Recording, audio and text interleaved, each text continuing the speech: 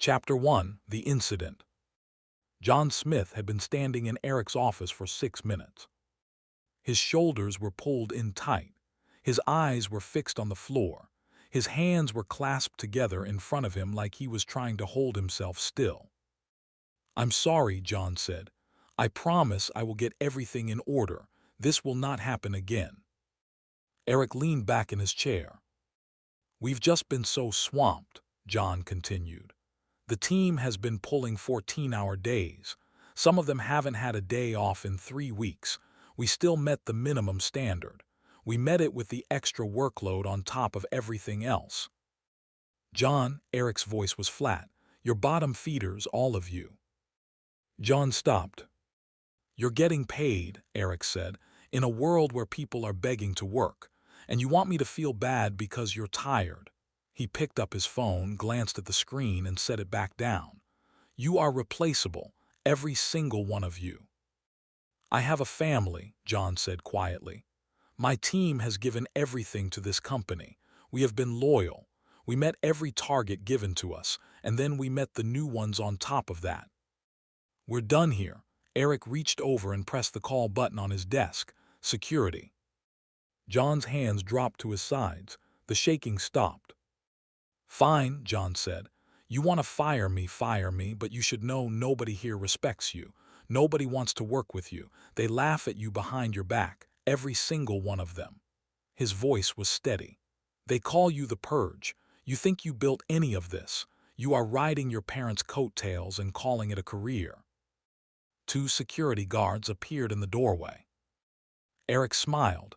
"Then the whole team can go with you."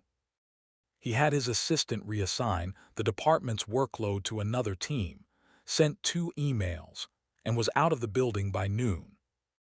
The bar his friends chose had a dress code and only accepted patrons per invitation only. They were already there when Erick arrived, standing up when they saw him come through the door. Erick dropped into his seat and flagged down a server. "Did you hear what happened today?" "We heard," one of them said.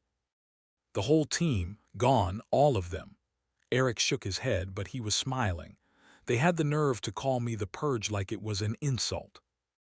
The table laughed. Erick ordered a bottle that cost more than most people's rent. They raised their glasses when it arrived. "And next week," Erick said, "the new Ferrari comes in, matte black. I put the order in last month." "That's clean," someone said. "Really clean," said another. They laughed at the right times. They refilled his glass when it got low. When he said something ridiculous, they agreed. Nobody pushed back on anything. By 10, Erick was drunk enough that the bar lights looked soft and warm. He was responsible enough not to drive himself. He called the company car service, gave his location, and sat back to wait. A black sedan pulled up outside. Erick got in without looking at the driver. "Meridian Tower," he said. The driver didn't respond. Erick looked up. John Smith was in the driver's seat. His eyes were red. His jaw was tight. His hands gripped the steering wheel and didn't let go.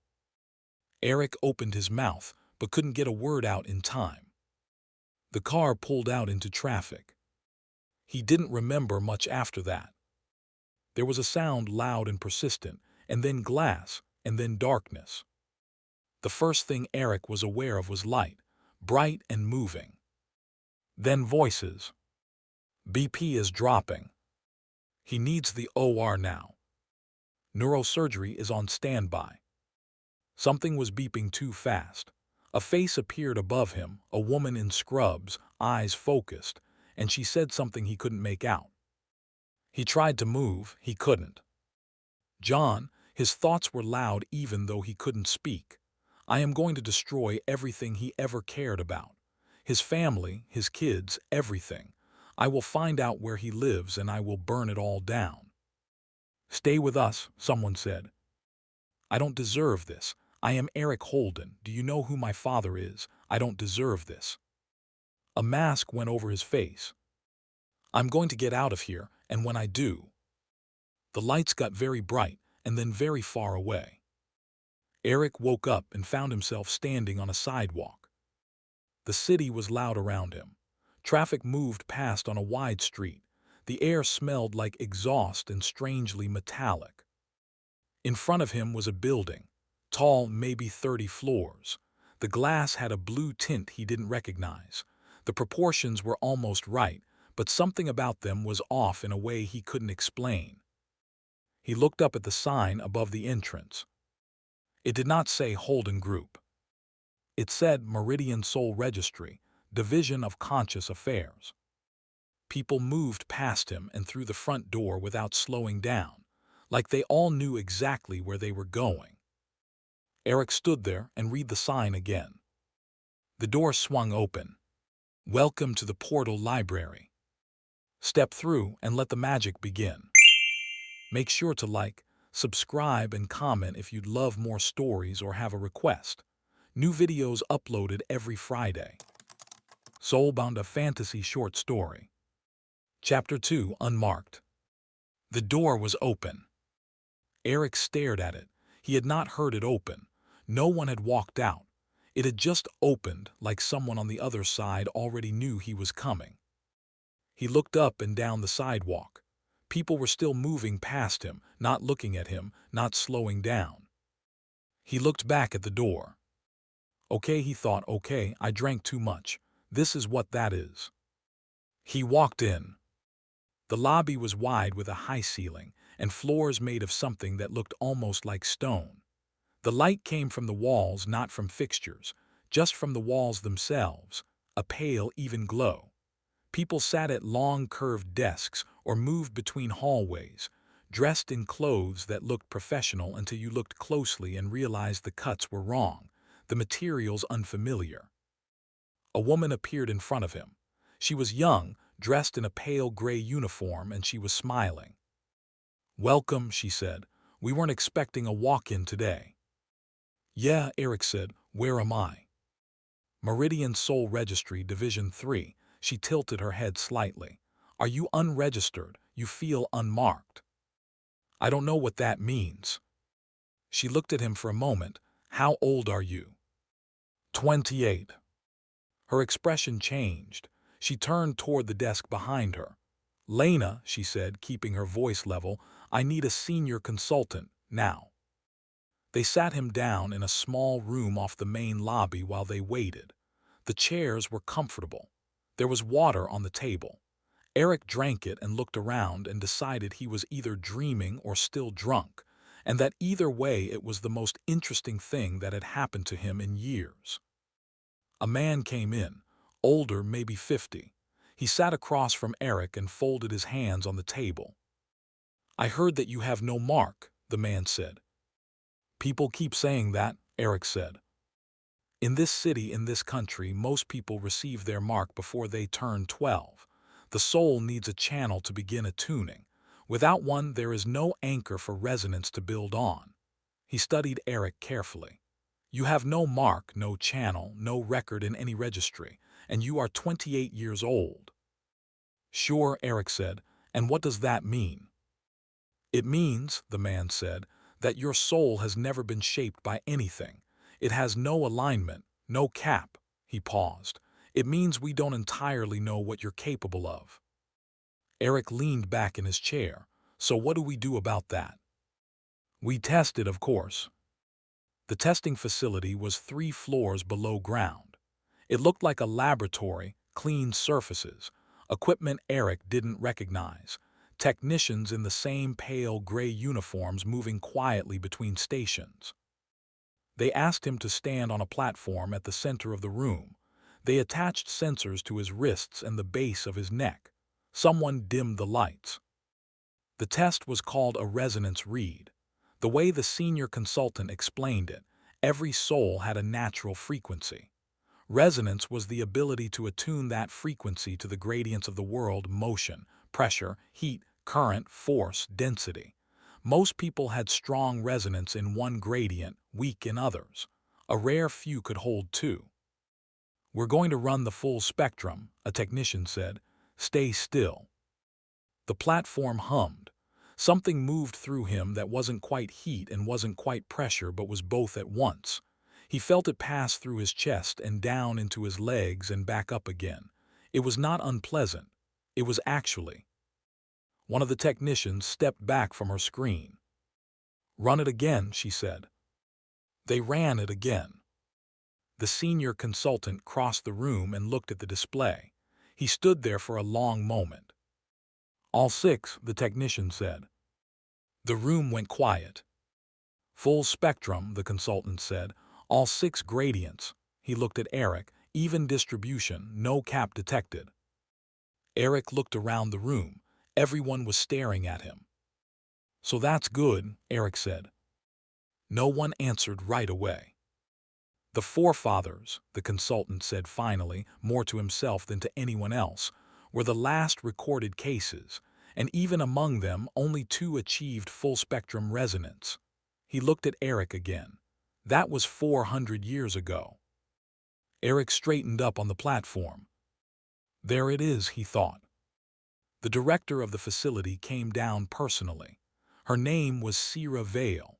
She shook Erick's hand with both of hers and told him that this was a historic day. Behind her, 3 other people were already on their phones. By the end of the hour, a representative from Erick Holdings, one of the largest governing corporations in the city, was sitting across from Erick in a conference room on the 9th floor. They offered him a residential suite in the Erick complex, a full training stipend, access to their private residence facilities, and a personal instruction team. In return, Erick would train under their banner, compete in sanctioned events under their name, and formally register as an Erick-affiliated practitioner. "And if I say no?" Erick asked. The representative smiled. "Someone else will offer you the same thing within the hour. We would simply prefer to be first." Erick thought about it only for a brief moment. "Sure," he said, "let's talk terms." Chapter 3: The Purge Again. The suite was on the 42nd floor, floor-to-ceiling windows. A city Erick was starting to understand wasn't his own, spread out below him like it had been waiting. He stood at the window with a glass of something that tasted like whiskey but wasn't, and decided that whatever had happened to him, car accident, surgery, dying, dreaming, he was not in a hurry to figure it out. "This is fine," he thought. "This is actually fine." His first assigned instructor was a man named Cole, who had 20 years of teaching experience and resonance in 3 gradients, which apparently made him exceptional. Cole explained the basics of resonance channeling in their first session: how to feel for the frequency in the chest, how to move it outward without losing coherence, how to direct it toward a gradient without letting it scatter. Erick picked it up in 40 minutes. Cole ran him through the intermediate exercises. Erick completed them. Cole stood at the edge of the training room and watched him work through a level 4 pressure application that was typically introduced in the 3rd month of instruction. Erick had been here for 6 days. "You're moving too fast," Cole said carefully. "The foundation work is important, even for someone with your resonance profile, the fundamentals." "Cole," Erick set down the training equipment, "what's your ceiling?" Cole paused. 3 gradients, upper tier and 2. "And how long did that take you?" 11 years of consistent. "So roughly 11 years to get where I'm going to be in about 6 months. Erick picked up his water. "I'd start thinking about what you want to do after this." Cole did not respond. "I'm not being cruel," Erick said. "I'm just being honest." The servants assigned to his residential floor began to draw lots before his arrival every day. The one who lost, a quiet young man named Paul, showed up every morning at 7 and said as little as possible. He was efficient. He anticipated things before Erick asked. He was also visibly relieved every time Erick left the room. Erick noticed but did not care. 3 months in, Erick entered his first sanctioned competition, an open resonance event across 4 divisions. He placed first in 2 of them and second in a third, and the second place was a deliberate choice because he had gotten bored in the final round and started testing a new application mid-match. The coverage afterward was significant. His name was known throughout the city. People started showing up at the Arkin facility. Other practitioners, corporate scouts, people who wanted to train with him or under him or just be near him. Some of them were genuinely skilled. Most of them were there because proximity to power was its own kind of currency, and Erick understood that better than anyone. He let them in. He went out with them. He was, by any visible measure, exactly what he had always been: charming when it was useful, dismissive when it wasn't, surrounded by people and accountable to none of them. The representative from Solace Covenant arrived 2 weeks after the competition. His name was Marcus. He was well-dressed and well-mannered. He came to the meeting with an offer. Solace Covenant was Arkin's primary rival in the city, and they wanted a formal alliance. "What we're proposing," Marcus said, "is a soul-binding contract. Mutual anchor clause, shared resource access, standing alliance between our banners." He kept his hands flat on the table and his voice even. "In exchange, Solace Covenant would match your current arrangement with Arkin and offer additional privileges, including a permanent seat on our advisory council." Erick looked at him across the table. "And you're the one they sent to negotiate this." "I'm the Covenant's primary liaison for high-profile contracts." "You're also the one they're proposing as the binding party." Marcus held his gaze. "Yes." Erick leaned back. "Why?" "Because the soul binding carries more weight when both parties have significant resonance profiles." A slight pause later. "And because they believed you would respond better to a direct introduction than to bureaucracy." Erick looked at him for a moment longer. "Fine," he said. "Let's talk about the terms."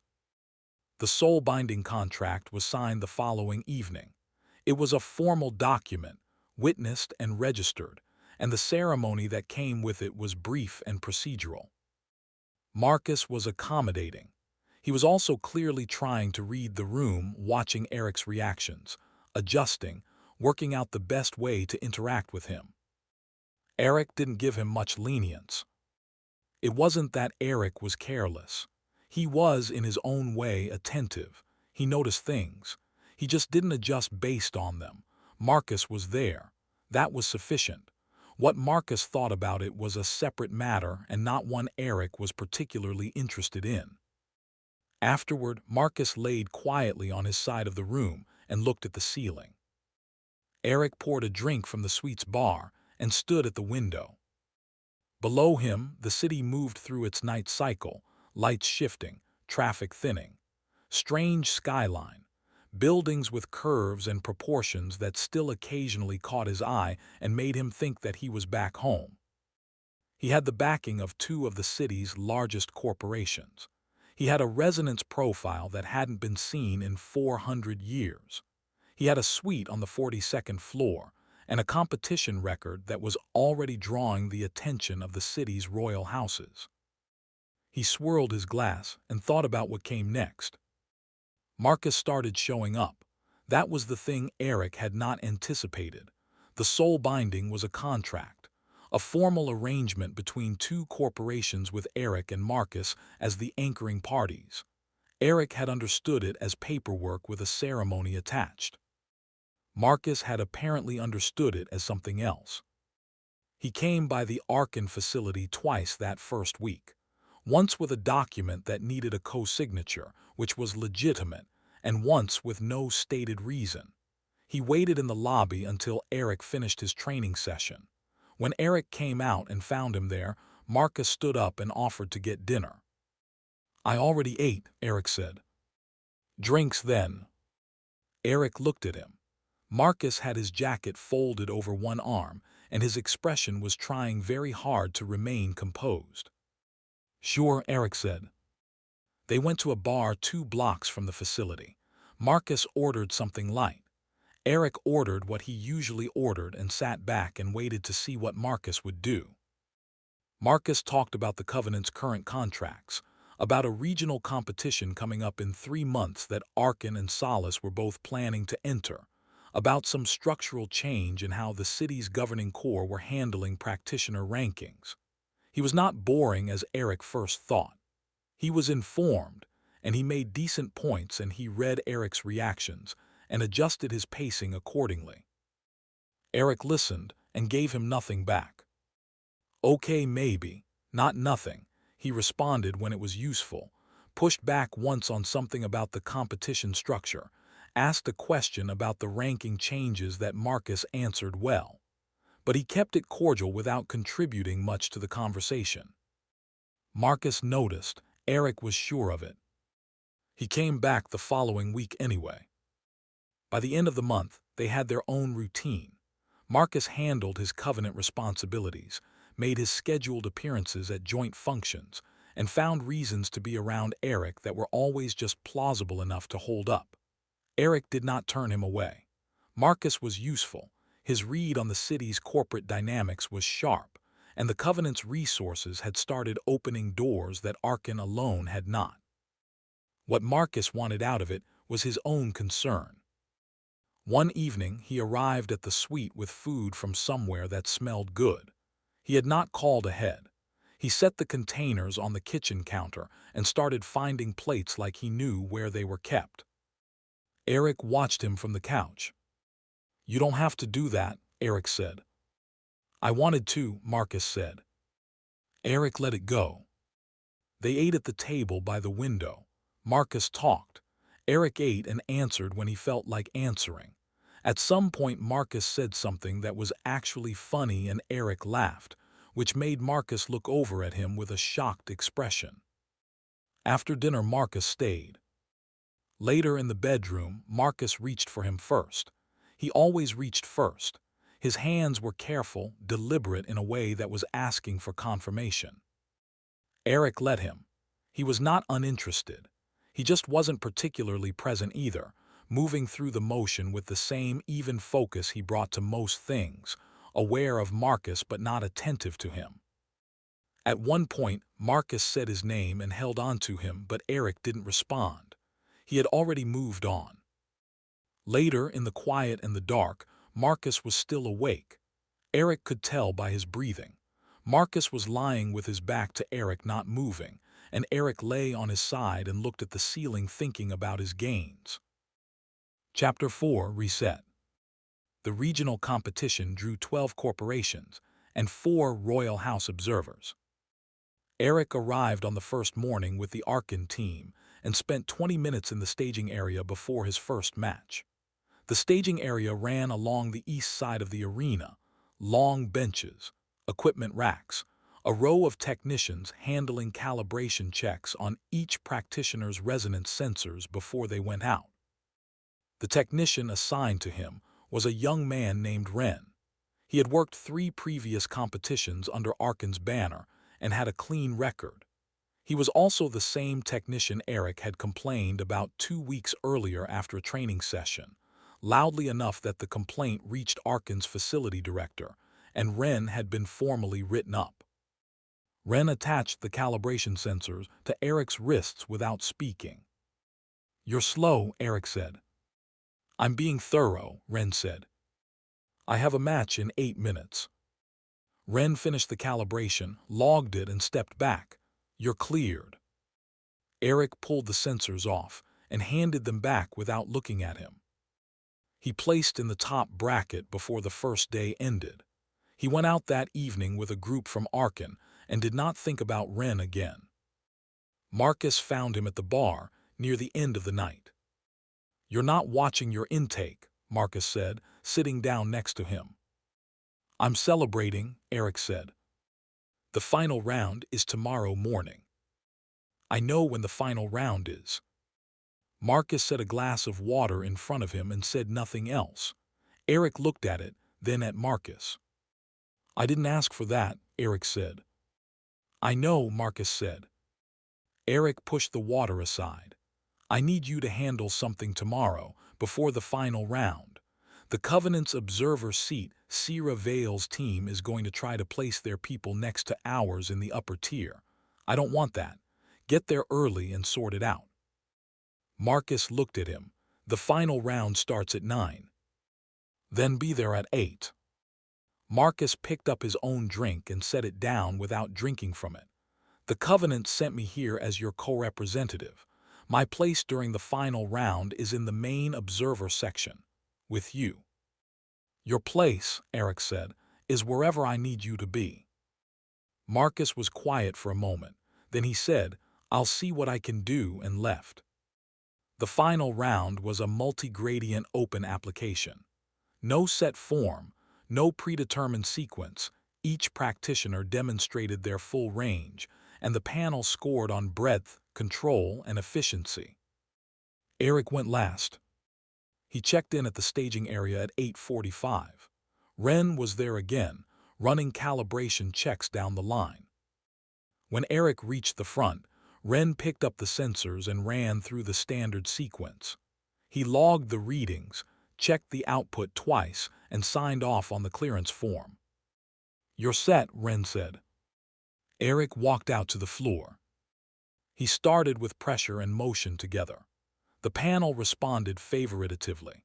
He moved through heat and current cleanly, held density and force simultaneously for a count that made 2 of the 3 scoring monitors flag a ceiling error before a technician recalibrated them.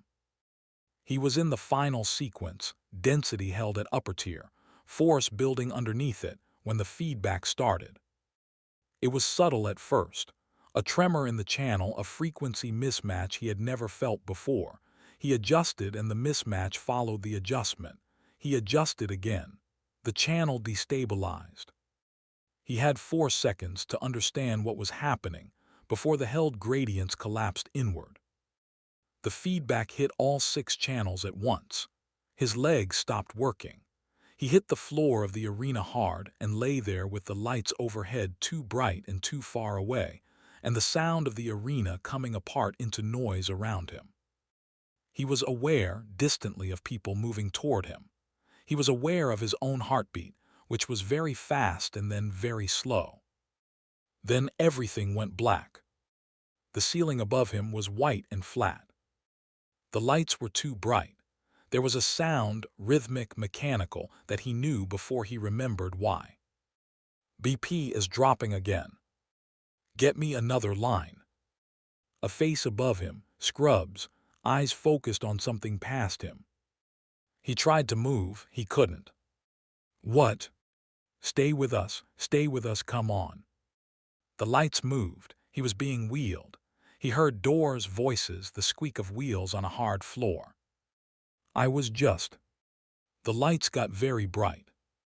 He was standing once more on the sidewalk, outside the Meridian Soul Registry. Same blue-tinted glass, same sign, traffic moving past on the wide street, the same faint metallic smell in the air. Erick stood still and looked at his hands, clean, no damage. The clothes he had put on the morning of the competition, not the arena clothes, unworn. He looked up at the sign. Then he turned and looked at the street behind him. The vendor on the corner was setting up his display. A woman in a gray coat crossed at the intersection ahead. He had seen all of this before. He turned back to the building. The door was open. He walked in. The same woman in the pale gray uniform looked up from the reception desk. Young, smiling. She looked at him with polite, practiced attention. Welcome, she said. We weren't expecting a walk-in today. Erick looked at her for a long moment. What's today's date? He said. The date? What's a funny question? Today is the... It was the same day he had arrived previously, he thought. I hope you are enjoying this story so far. What kind of story do you want to listen to next? Let me know in the comments down below. Don't forget to like and subscribe. Chapter 5, Solo. The first thing Erick did was test whether or not he was in fact reliving past events. He walked into the Meridian Soul Registry, gave the receptionist the same answers he had given before, and watched her run through the exact same sequence. The tilt of her head, the turn toward the desk, the words to her colleague. Every second matched. He sat in the same small room off the main lobby and waited, and the same man came in with the same posture and folded his hands on the table in the same order. Erick let him finish his explanation about unmarked souls and then said, "Full-spectrum resonance. All 6 gradients. Last time it happened was 400 years ago." The man went still. "The forefathers," Erick said. "2 of them achieved it. You're going to bring the director down here. Her name is Sierra Vale." The man stood up and left the room without another word. Sierra Vale came down 4 minutes later. Erick sat back in his chair and felt something settle in his chest, clean and certain, and entirely his own. He had died in this world. He had gone back to a surgery table in a world he was not sure was real, and then he had come back to this exact sidewalk on this exact day, and the only explanation that made any sense was that it had happened before and it could happen again. He could be in a loop. He understood loops. He had read enough, watched enough, been clever enough his entire life to know exactly what this was. He knew he could handle it. He moved faster through this loop. He knew the questions before they were asked and the answers before they were given. He cleared the resonance test in half the time, signed with Arkin before the end of the day, and was in his suite on the 42nd floor by nightfall. He kept a notebook. He wrote down everything he remembered: names, dates, sequences, the order things happened, Ren's name, the calibration check, the exact day Marcus appeared at the Arkin facility for the first time. That one he circled. He did not know yet what Marcus had to do with anything, but the loop had reset the night Marcus left the bar, and Erick had spent enough time in corporate strategy to know that coincidences were rarely coincidences. He was not going to draw a conclusion before he had more data. What he was going to do was keep Marcus at a distance and see what happened. He skipped Cole as his instructor and requested a senior practitioner instead. He avoided Ren entirely, filing a request to have a different technician handle his calibration checks at every session. He trained harder than he had the first time and advanced faster, which he had not thought was possible.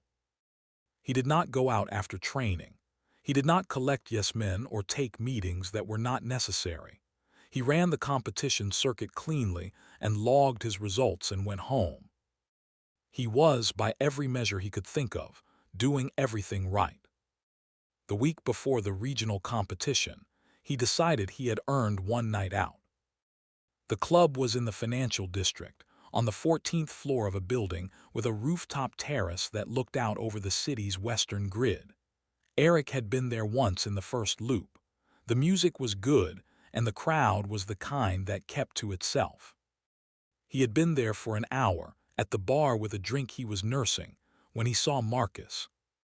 He was across the room, standing with a small group near the terrace doors. He was laughing at something one of them had said. He had not looked in Erick's direction. Erick turned back to the bar. He doesn't know me, he thought. He has no idea who I am. I just need to leave. He finished his drink and signaled for the tab. The bartender was slow. Erick kept his eyes on the bar top and waited. "Excuse me," someone said beside him. "Is this seat taken?" Erick looked up. Marcus was standing there, one hand resting on the back of the empty stool next to him, looking at him with an easy, open expression. He had broken away from his group. He was smiling. "It's open," Erick said.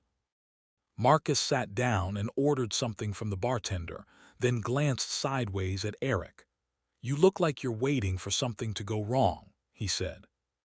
"I'm waiting for my tab," Erick said. "Fair enough." Marcus looked out at the room. "I haven't seen you here before."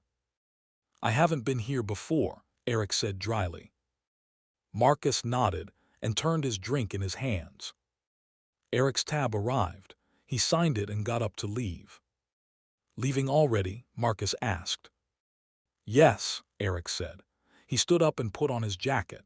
Then, because he couldn't help himself not getting the last word in without thinking, he said, "You should know you're not as interesting as you think you are." Marcus's expression shifted. His jaw tightened slightly and the ease went out of his posture. Okay, Marcus said quietly. I'm not trying to be cruel, Erick said, the same thing he always said when he was being cruel. I'm just saving us both some time. Marcus looked at him for a moment. Then he set his drink down, picked up his jacket from the back of the stool, and walked toward the exit. Erick watched him go, then turned and took the other exit toward the elevator. His suite was 20 minutes away by car. He paid the fare, rode up to his floor, and walked down the hall to his door. He put his key card against the reader. The door swung open. The light on the other side was wrong. Too bright, too white. The proportions of the room beyond it did not match the suite he had left that morning. Erick stood in the doorway. The sidewalk outside the Meridian Soul Registry materialized around him before he had time to take a step. Traffic, the wide street, the blue-tinted glass, the faint metallic smell in the air. He turned around. The door to his building was still there behind him, closed now, a perfectly ordinary door on a perfectly ordinary street. He turned back to the registry. The sign above the entrance said what it always said. The door was open. Erick stood on the sidewalk and looked at it for a long time. He had not gone to the competition. He had not touched the calibration sensors. He had avoided Ren. He had avoided Marcus. He had done everything right, and the weekend before the regional competition, the loop had reset anyway. Chapter 6, without the title. He stood on the sidewalk outside the Meridian Soul Registry for a long time. The vendor on the corner was setting up his display. The woman in the gray coat crossed at the intersection. Traffic moved past on the wide street. Everything was exactly where it always was. Erick put his hand against the building behind him and steadied himself. His chest hurt. That was new. There had been a dull pressure behind his sternum since he woke up on this sidewalk, low-grade and persistent, like something was working too hard. He pressed his palm flat against the wall and breathed until it passed. He looked at the registry door, open, same as always. Then he looked away. He spent the morning walking. He had no plan. He turned down streets he had not turned down before, went into neighborhoods he had skipped in previous loops, sat at a counter in a small restaurant and ordered something without asking what it was. It arrived and he ate it and paid and kept moving. The city was larger than he had explored. He knew the financial district and the Arkan sector and the route between his building and the competition arena. He did not know the residential blocks to the east, or the market running the length of the river, or the parks tucked between buildings where people sat on benches in the afternoon light. He walked through all of it and told himself he was gathering information. By mid-afternoon, his feet hurt and the pressure in his chest had not gone away. He sat on a bench near the river and looked at the water. If I don't register today, I'll have nowhere to sleep. That was the problem with this loop. He had delayed, and now he had to eat through his real-world knowledge to solve a basic problem he had solved automatically the first time. He did not have Arkan's backing. He did not have the suite.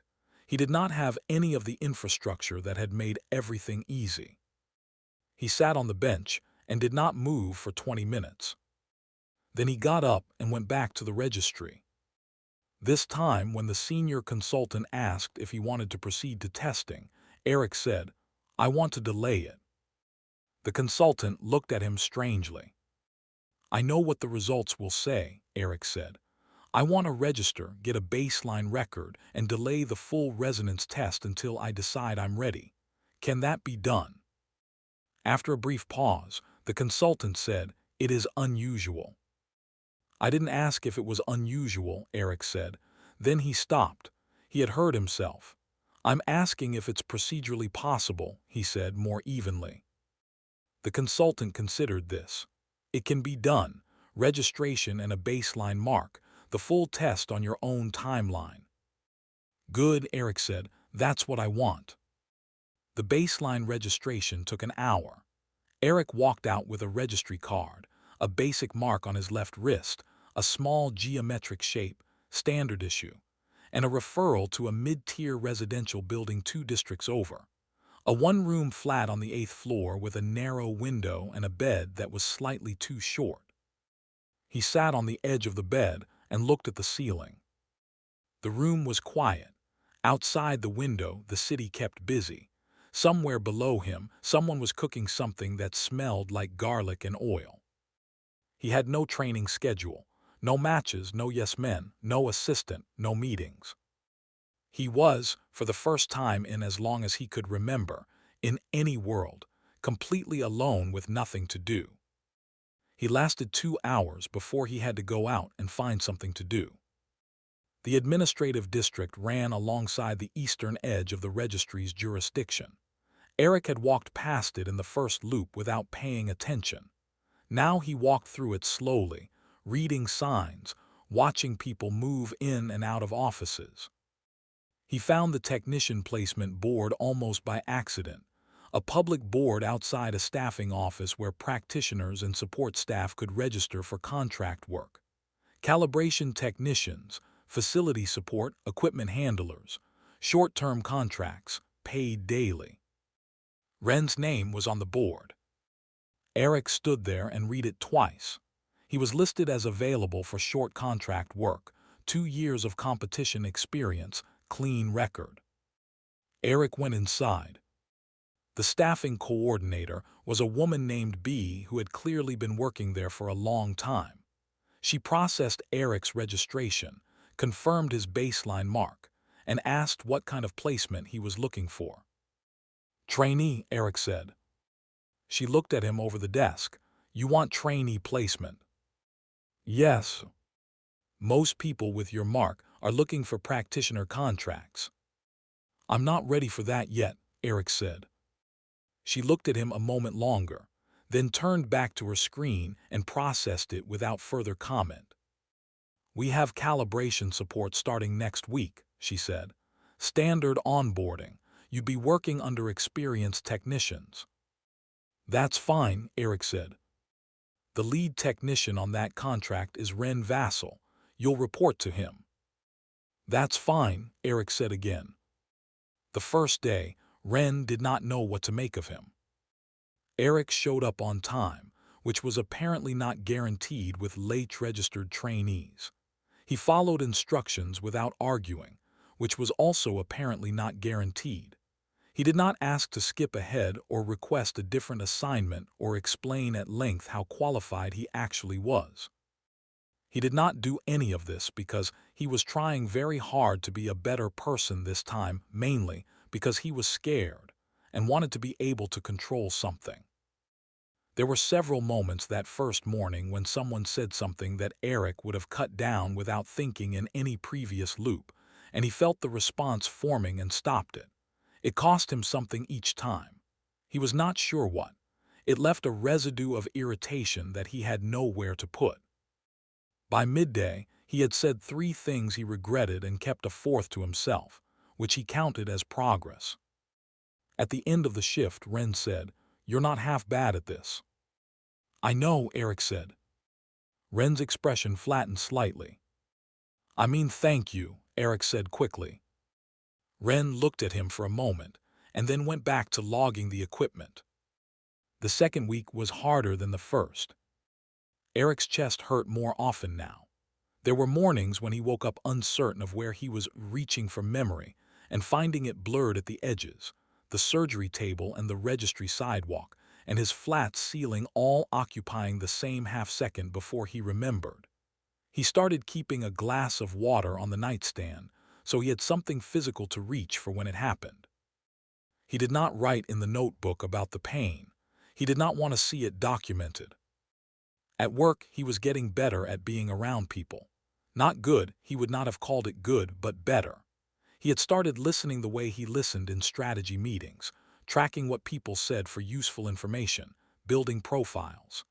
Then one afternoon, a technician named Sally mentioned her daughter was starting at a new school, just an offhand comment while they were logging equipment, and Erick made sure to remember. The next week, he asked how the first day had gone. Sally stopped what she was doing and looked at him. You remembered that, she said. Yes, Erick said. Well, I'll be damned, she said, though she was already smiling a little. He did not know why she was reacting that way. He had simply asked a relevant follow-up question. It was basic information management. With Ren, it was different. Ren and him never really got along. He handed Erick assignments extra scrutiny, Erick felt.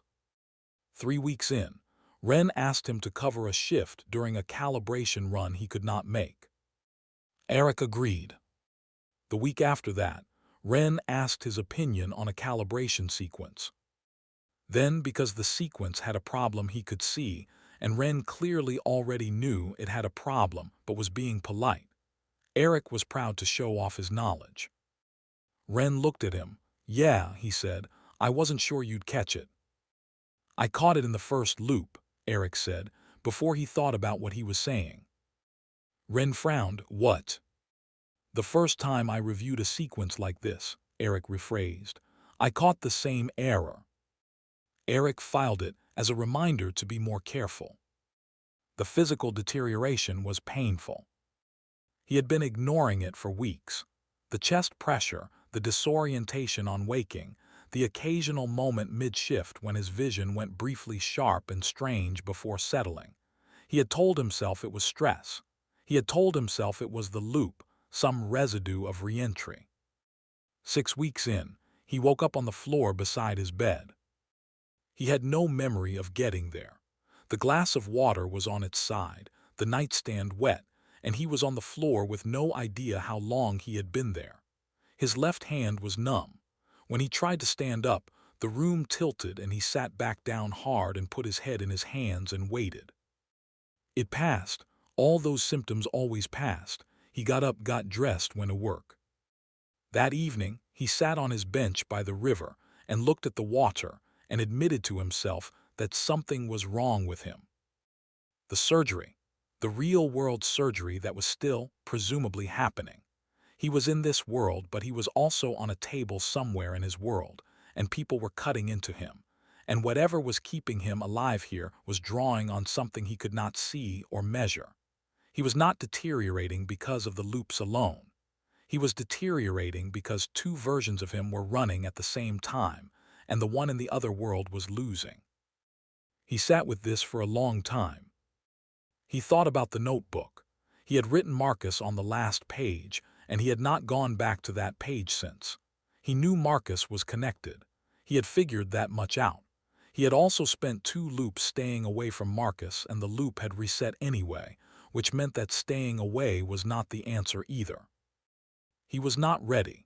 He understood that about himself with a clarity he had not had before, and he was not sure whether the understanding made it better or worse. He had spent his whole life being ready for everything. He had been trained from childhood to walk into any room and own it. He had never once been afraid of the next step. He was afraid of this one. Marcus didn't know him. Marcus was, at this point in the loop, some stranger in the city living his own life, with no knowledge of Erick and no connection to him. And Erick had, across multiple versions of this city, hurt him every time they had come into contact. He did not know what it meant that he was afraid of one person's opinion when he had never cared about anyone else before. He put the notebook in his jacket pocket and went home. 7 weeks in, he passed the competition qualifying window without registering. He sat in his flat and listened to the city as the day went by. The loop did not reset. He pressed his back against the wall and breathed through the chest pressure and waited. Nothing happened. The morning came and the vendor set up his cart on the corner, and the woman in the gray coat crossed at the intersection, and the world continued. Erick looked at the calendar on the wall. The competition was over. He had not competed. He had not died. The loop had not reset. He sat at his table and stayed very still for a long time. Then he took out the notebook and opened it to the last page and looked at the name he had written there. Below it he wrote, "He's not a variable. Figure out what he actually is." He closed the notebook. Down the hall someone knocked on his door. He got up and opened it. Wren was standing there with 2 cups of something hot. He held one out. "You looked rough yesterday," Wren said. "Figured you weren't going to do anything about it yourself." Erick looked at the cup. He looked at Wren. "I'm fine," he said. "Yeah," Wren said. "I know you want this or not." Erick took the cup. "Thank you," he said, and this time he meant it.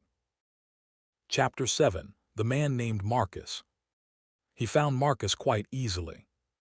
He knew Marcus worked out of the Solace Covenant's East District office. He knew the building, the floor, the general structure of his schedule from the first loop.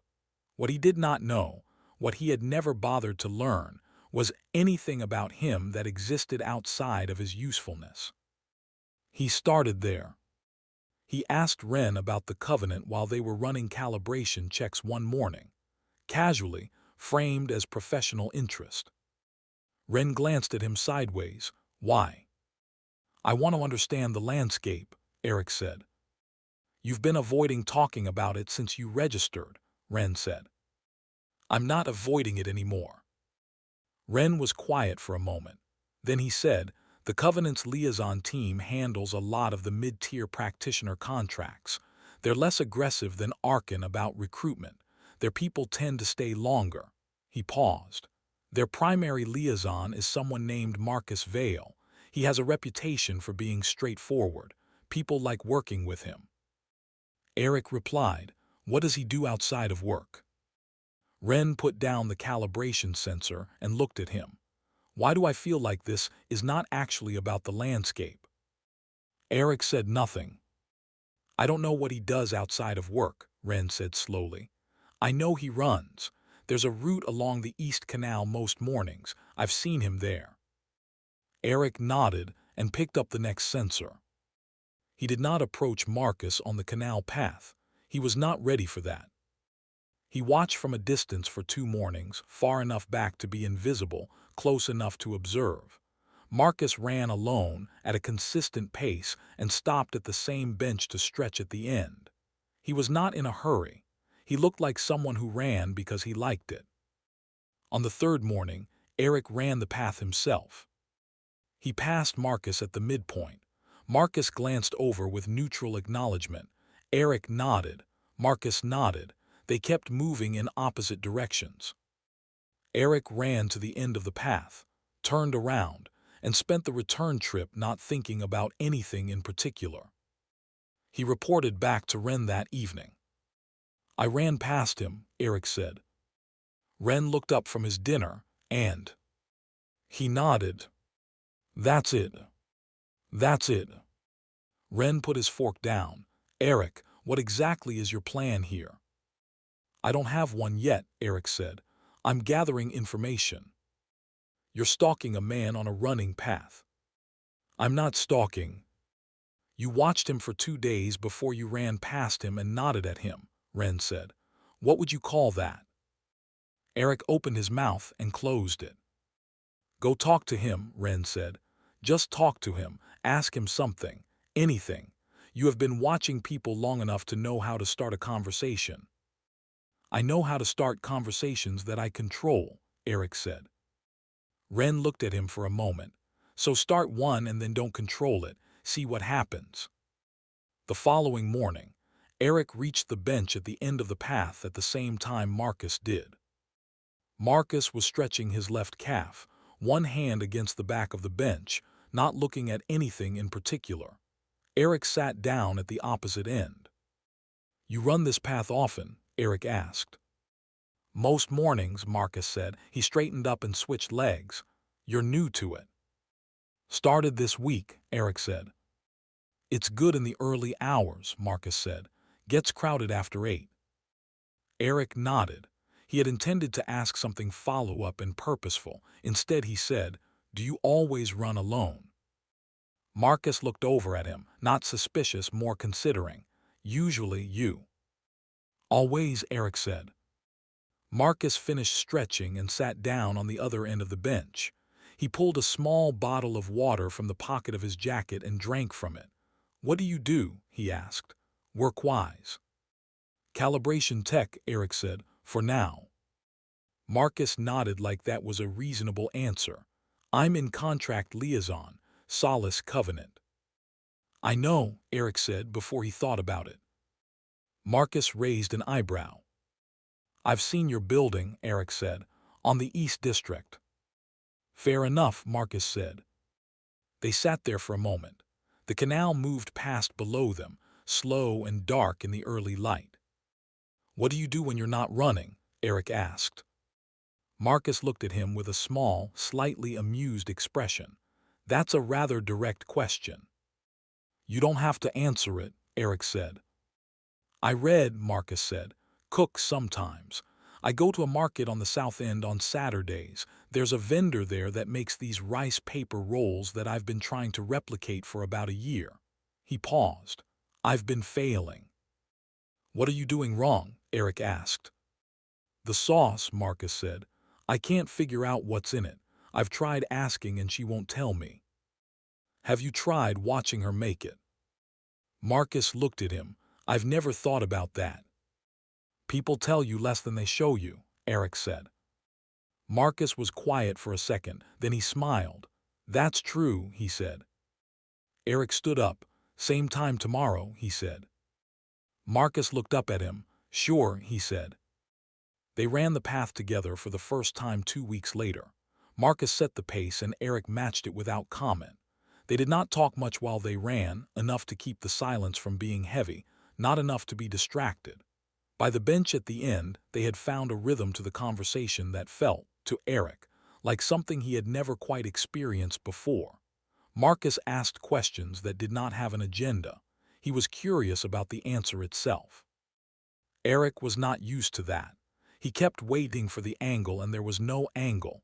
Marcus just wanted to know things. He called Ren afterward. He asked me about my family, Erick said. What did you say? Ren asked. I said it was complicated. Was that true? Yes, Erick said. Did he push? No, he said that made sense and moved on. Erick paused. Is that normal? Ren was quiet for a moment. Yes, he said, that's normal. The communication failure happened in the 5th week. They had been at a small restaurant near the canal, Marcus's suggestion. The conversation had gone well until it hadn't. Marcus had said something about a contract he was working on, something that had gone wrong due to a practitioner behaving badly with a support team, and Erick had said, without thinking, support staff make easy targets. Most of them don't push back. The table went quiet. Marcus put his glass down. He did not say anything. Erick heard himself. He sat with it for a second and then said, that came out wrong. Did it? Marcus said. His voice was even. I meant. Erick stopped. He had learned slowly that filling the silence with explanation was not always the right move. I think I hurt you just now, he said instead. Marcus looked at him. Yeah, he said, a little. I'm sorry, Erick said. That was not what I believe. It was something I used to believe and it came out on its own. Marcus looked at him for a long moment. Okay, he said. I mean it, Erick said. I'm not just saying it to move past it. I know, Marcus said. You looked surprised when you heard yourself say it. Erick had not expected that. I was, he said. Marcus picked his glass back up. I'll take that, he said. But Erick called him the next morning anyway. Marcus answered on the second ring. Last night, Erick said, I want to talk about it more. You already apologized, Marcus said. I know this isn't about the apology, he paused. I've been working on something, about how I talk to people. I've been doing it for months and it's going well mostly, but there are gaps. And when I hit one, my instinct is to say the first thing that comes up and the first thing is usually wrong. He stopped. I don't know how to explain this without sounding like I'm asking you to manage me. Marcus was quiet. I'm not asking you to manage me, Erick said. I'm asking you to tell me when I do that. Not every time, but when it matters, and I'll come back and fix it. I won't just leave. You already came back, Marcus said. That was easy, Erick said. The next one might not be. I want you to know I'll come back anyway. Marcus said nothing for a moment. Okay, he said, I can do that. They were at the Saturday market when Marcus first mentioned the dreams. It came up in the middle of something else, without a preamble. They were at the vendor's stall, watching her work, because Erick had suggested it 3 weeks ago and Marcus had finally followed through. Marcus was watching her hands move over the rice paper with focused attention, and Erick was watching Marcus when Marcus said, without looking away from the vendor, I've been having strange dreams. What kind? Erick asked. A city, Marcus said. It looks like this one, but it isn't. The buildings are different. The light is different. He was quiet for a second. There's a man in them. I can never see him clearly. He's always at a distance or turned away, and something keeps happening to him. Something bad. I try to help and I can't get there in time. Erick kept his eyes on the vendor. How long have you been having that dream? He asked. Months, Marcus said. On and off. They're getting more frequent. The vendor wrapped the last roll and passed it across the counter. Marcus paid for it without counting the change. They walked back along the canal and did not talk about it again that day. Erick did not call Ren that evening. He sat in his flat with the lights off for a long time. The chest pressure was bad tonight. He had been measuring it against his moods and his activity level for weeks, logging it in the notebook, trying to find the variable. He had not found a clean correlation. What he had found was that it was worse at night and worse when he was still. He opened the notebook to the page where he had written Marcus's name.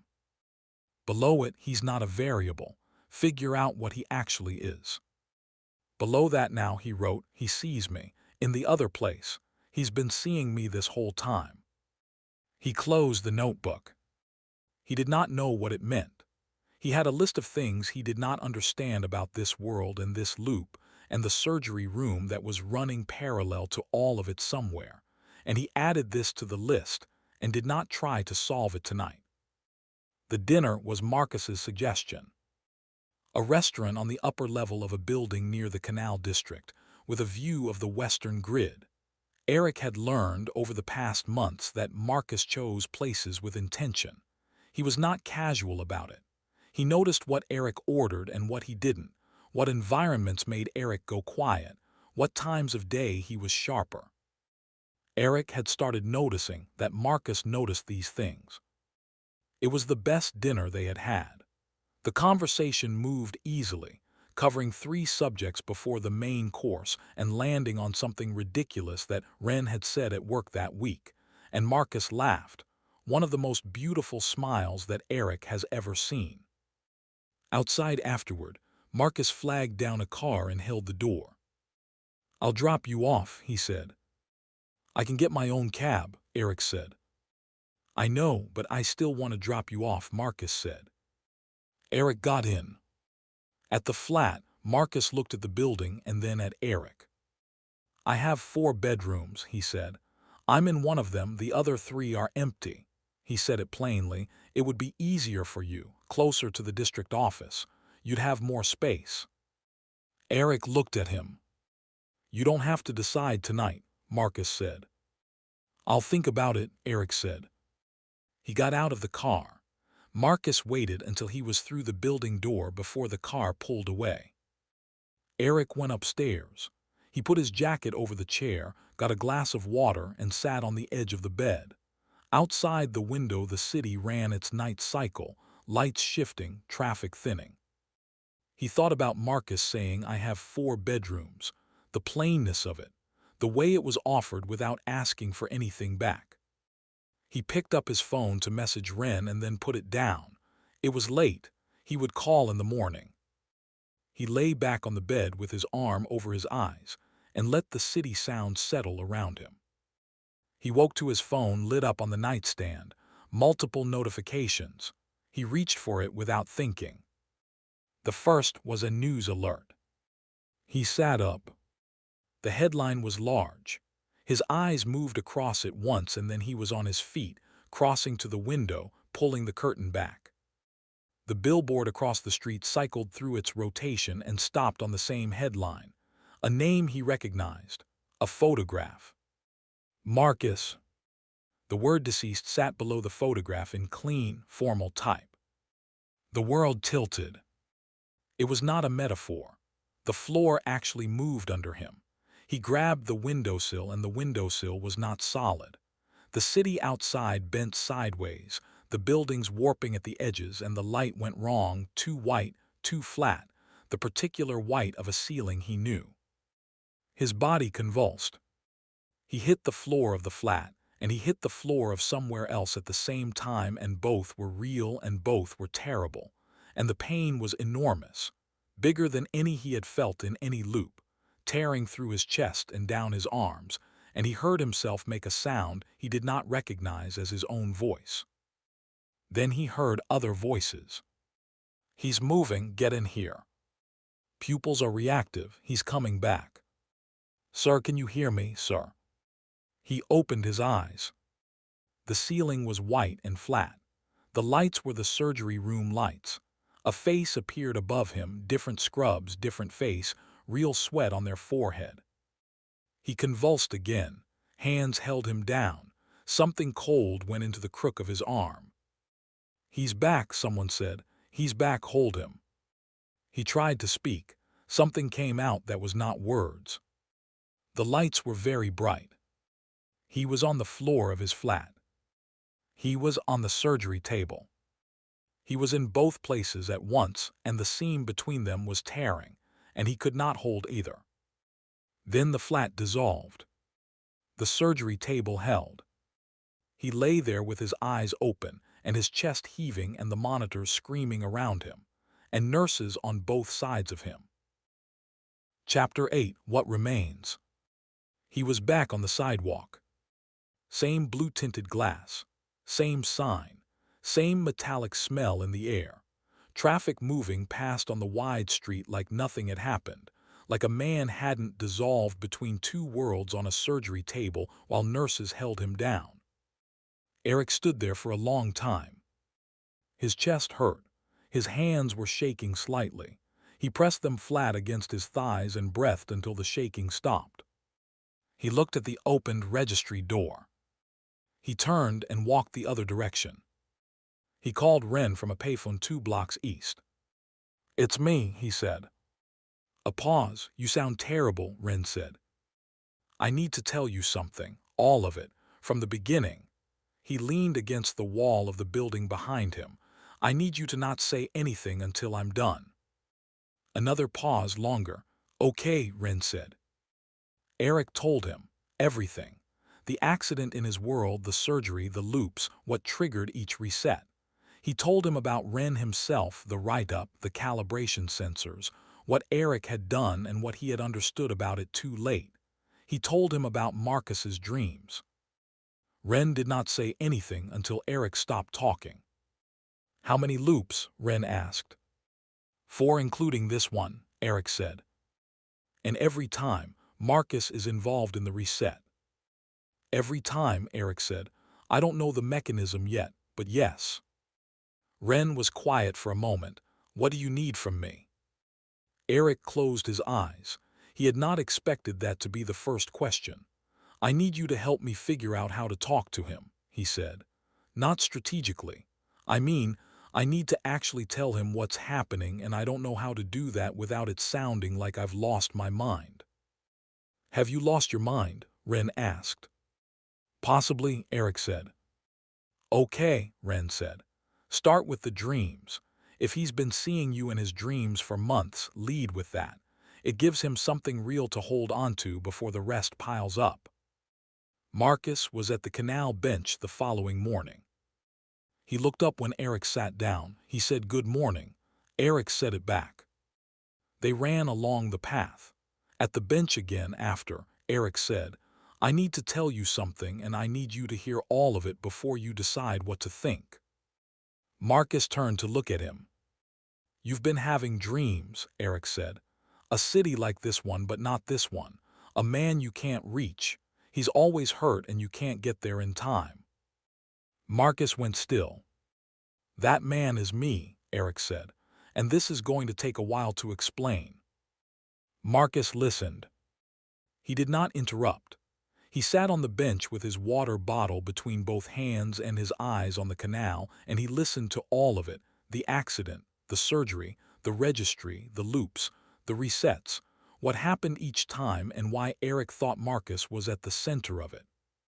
When Erick finished, Marcus was quiet for a long time. "The dream started about 4 months ago," Marcus said finally. "On and off at first, then almost every night." "I know," Erick said. "You've been here before," Marcus said. "In this city before we met." "3 times," Erick said. Marcus looked at him. "And you came back anyway." Erick did not answer right away. "I didn't have a choice," he said. "The loop reset whether I wanted it to or not." Marcus looked back at the canal. He turned the water bottle slowly in his hands. "What do you need from me?" he asked. They started with what they had. Marcus had resources Erick had not accessed in any previous loop. His position at Solace Covenant put him inside the city's largest repository of soul study records, and his resonance profile was strong enough that the city's academic institutions returned his calls. He spent 3 days making introductions, and by the end of the week, they had a meeting with a soul research faculty from the city's oldest institute. The researcher's name was Dr. Osai. She was small and direct. She looked at Erick's baseline registry mark, reviewed the account of his loops, and said nothing for a very long time. "Untethered soul," she said at last. "What does that mean?" Erick asked. "Your soul has no anchor point," she said. "It entered this world unnaturally, which means it has no native resonance binding. Every soul needs an anchor, something that locks it to a specific location and body. Without one, it draws from external sources to maintain stability." She looked at her notes. The drawing from external sources would explain the loops. The soul cannot hold its position without continuous external input, so when the input drops below a certain level, "It resets," Erick said. "It resets," she confirmed, "back to the last stable point it occupied." "And the external input," Marcus said, "where is it coming from?" Dr. Osai looked at him for a long moment. "That," she said, "is the more complicated question." The answer came 3 days later, not from Dr. Osai, but from a moment Erick had not expected. He had been staying at Marcus's house for 2 weeks by then. His flat near the registry had been fine, but his body was failing apart faster now. The chest pressure was constant, the disorientation on waking worse, some mornings bad enough that Marcus had started checking on him before leaving for work. One evening the pain was bad enough that Erick could not sit upright. He was on the couch in Marcus's main room, knees drawn up, one hand pressed to his sternum, and Marcus sat next to him and put his arm around him and pulled him in. The pain eased. Not all of it, and not immediately.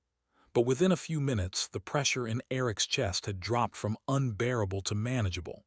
His breathing had steadied, and the sharp electric feeling in his arms had gone quiet. He went still.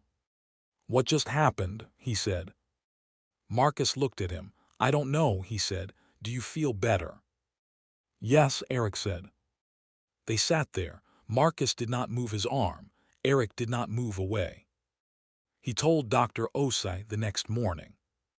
She ran tests on both of them that afternoon: resonance readings, soul frequency comparisons.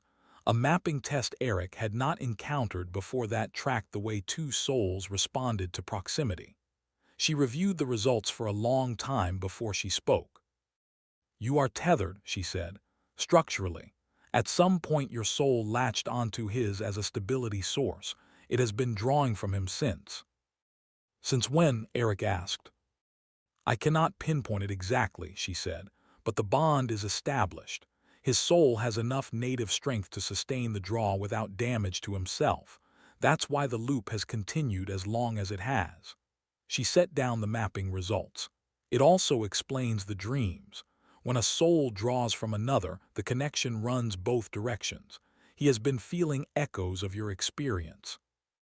Marcus looked at the results on the table. The man in the dreams, he said, always hurt, always at a distance. You were feeling his condition through the bond, Dr. Osai said, as a dream because your mind had no other framework for it. The room was quiet. Can it be fixed? Erick asked. She said it could. The theory was straightforward, the execution less so. Erick's soul needed an anchor of its own, a resonance binding that could hold it to his body and his world, so it did not need to draw from Marcus to stay stable. Without one, even if he returned to his body, his soul would continue drifting, continue drawing, and the loops would continue or his body would eventually crumble entirely. Building an anchor required amplifying his soul's native resonance to a level where it could sustain itself. Marcus's tether was the tool. It was already a channel between them. If they could use it deliberately, push enough resonance through it to fortify Erick's soul before it traversed back, the anchor might hold. Marcus employed 2 additional researchers, paid for out of his own resources, and did not mention the cost. They worked for 3 weeks, running tests and refining the process, and at the end of 3 weeks they had a procedure they were willing to attempt. The first attempt left Erick unable to leave a bed for 2 days. The second was better. His resonance frequency climbed and held for 4 hours before dropping back. Dr. Os marked it as progress. The third attempt, Erick's body rejected the transfer entirely, and he spent the night shaking in the spare room while Marcus held him all night. You don't have to do this, Erick said, somewhere past midnight. I know, Marcus said. It's my problem. It's also mine, Marcus said. My soul has been feeding yours for however long this loop has been running. He looked at him. Also, you're my friend, so. Erick looked at the ceiling. I don't really know how to have those, he said. I know, Marcus said. You're getting better at it, though. Erick raised a question one night when they were on the roof of Marcus's building, lying on their backs, looking at the sky. The city spread out below and around them, its strange skyline catching the dark, buildings with their unfamiliar curves lit from beneath. If this works, Erick said, I will go back. Yes, Marcus said. And I don't know what that means for you. He paused, for this. Marcus was quiet for a moment. I've been thinking about that, he said. And I think the bond doesn't break just because you move, Marcus said. Dr. Os, I said, it runs both directions. It was strong enough to sustain you across worlds for multiple loops. I don't think it will disappear when you're gone. You don't know that, Erick said. No, Marcus said, but I know the dreams didn't start until you arrived in this world, and I know that if you're gone and the dreams stop, I'll know you made it. He turned his head to look at Erick, and if they don't stop, I'll know where to look. Erick looked at the sky.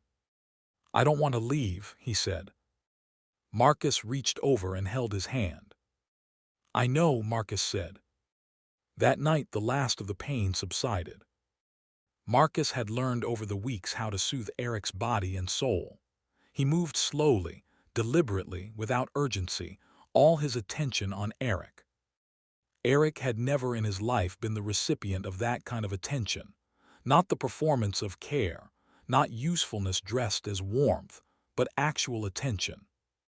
He let himself drown in the sensation. He lay with his eyes closed and felt Marcus's hands and the steadiness of his warmth. The sensation was immense. Everywhere Marcus touched felt warm. Afterward, Marcus lay beside him and Erick stayed awake for a long time, listening to his breathing.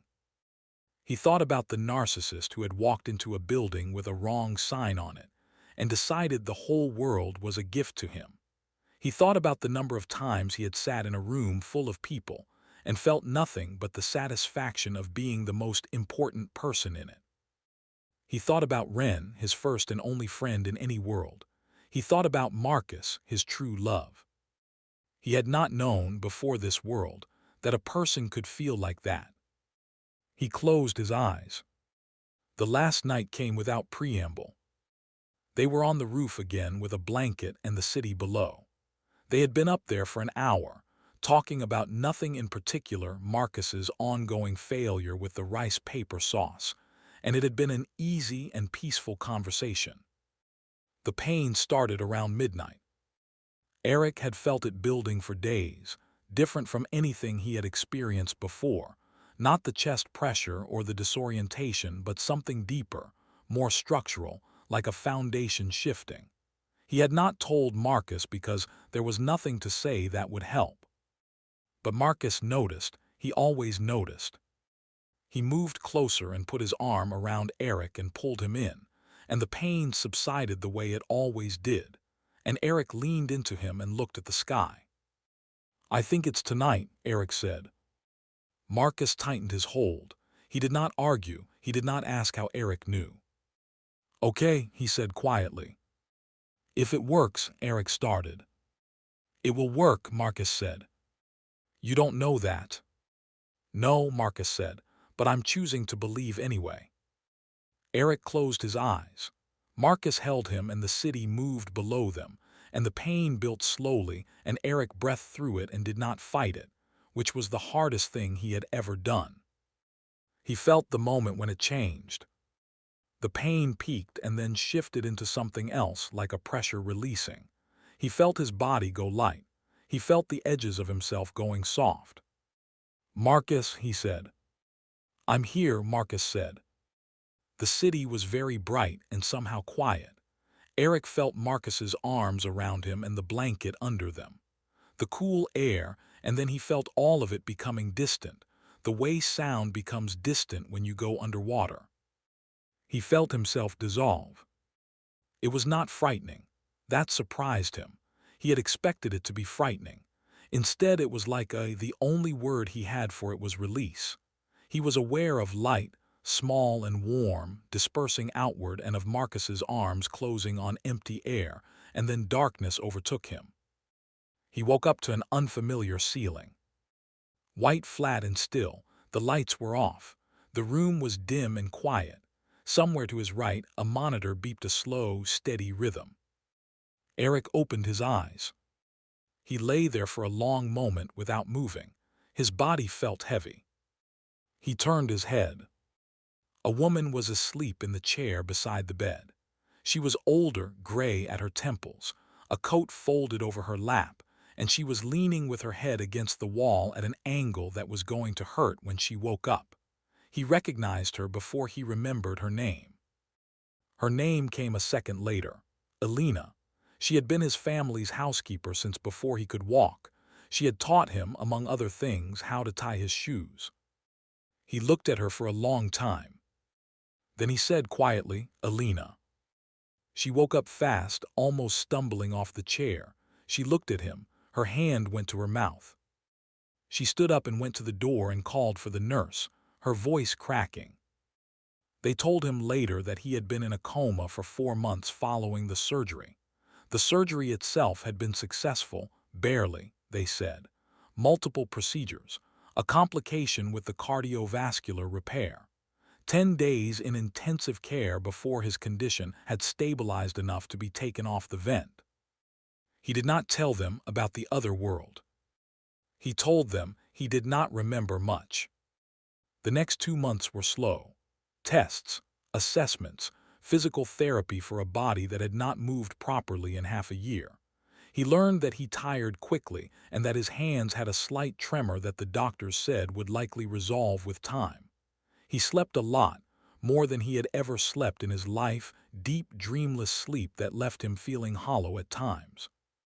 He did not dream of the other world. He did not know what that meant. He tried, unsuccessfully, not to think about what it meant. The discharge day came on a random Tuesday. Elena brought him clothes from home, real clothes, not hospital clothes, the first in months. He got dressed slowly, sitting on the edge of the bed with some help, and did not rush it. A nurse came to take his final vitals. The attending physician came to review the discharge instructions and tell him again what to watch for and who to call. Then a porter arrived with a wheelchair, and Erick sat in it without arguing, which was something he would not have done in any previous version of his life. The elevator was slow.